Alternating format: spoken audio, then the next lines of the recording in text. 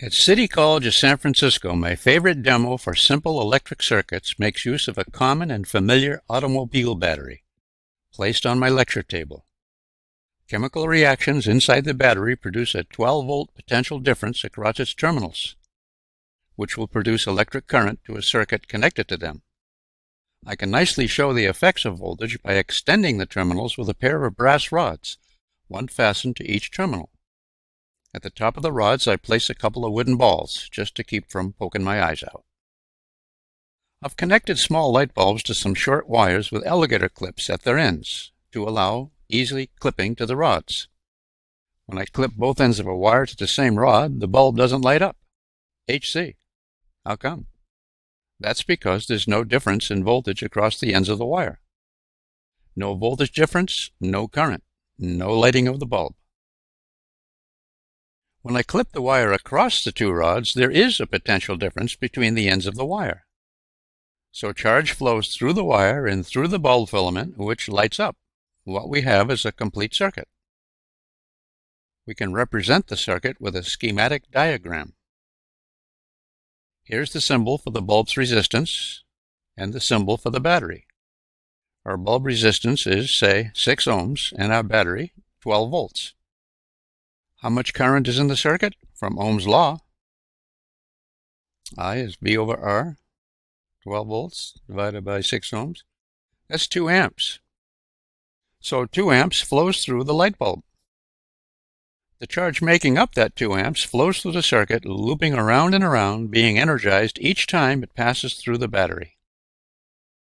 What's interesting is to affix a second bulb between the brass rods. Same kind of bulb, same 6 ohm resistance. As expected, it glows just as brightly as the lower bulb because each bulb carries the same amount of current due to the 12 volts across each of them. What we have now is a parallel circuit with 2 branches. Our schematic diagram now looks like this. 6 ohms here. How much current is in the top branch? 2 amps. And how much current does a battery now draw? The answer is 4 amps. In a parallel circuit, the charge that flows in one branch doesn't know about the charge flowing in another. The charge flowing, say through the lower branch, never sees the bulb in the upper branch. And charge flowing through the upper branch doesn't know about charge flowing through the bulb of the lower branch. The branches don't know each other. Charge flows through one or the other. It doesn't flow through each, as occurs in a series circuit. Speaking of a series circuit, let's look at a pair of the same 6 ohm bulbs in series, added to a third branch. But you know what? The bulbs don't glow as bright. HC? Because there's less current in the top branch. That's because there's twice as much resistance there, 12 ohms, the sum of the resistances of the two 6 ohm bulbs. With twice the resistance, the current's got to be half what it was in what is in each of the lower branches. And now our schematic diagram looks like this. The current in this top branch is 1 amp. You get it? And can you see now that the circuit draws 5 amps from the battery? Got this? I hope so. Let's see with this mini quiz. Let's ask how many amps flow through this place here. Let's call it point A. All right? And how many amperes flow by point B? Okay? Some goes here, and how much over here now? How many amps flow by point C? And between the two top lamps, say point D. Huh? And how many flow through, say, point E?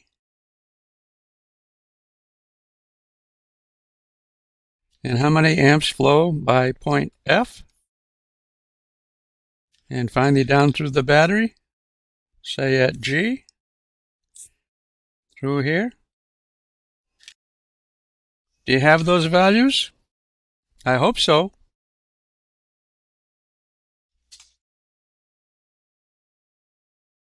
Was your answer 5 amps by point A?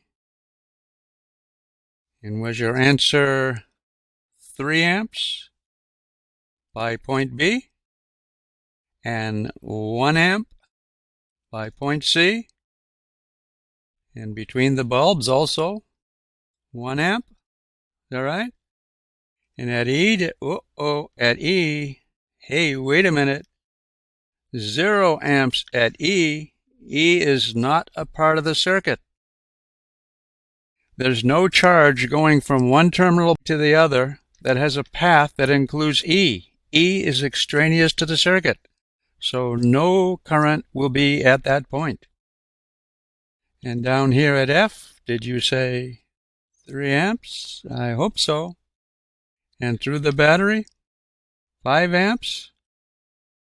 If so, you got it. Wonderful. Now let me ask a concluding question. Let's suppose the circuit remained just as it is, except that we power it with a 6-volt battery. If we do that, will the current in all the bulbs be 1/2? Think about that. Until next time, good energy.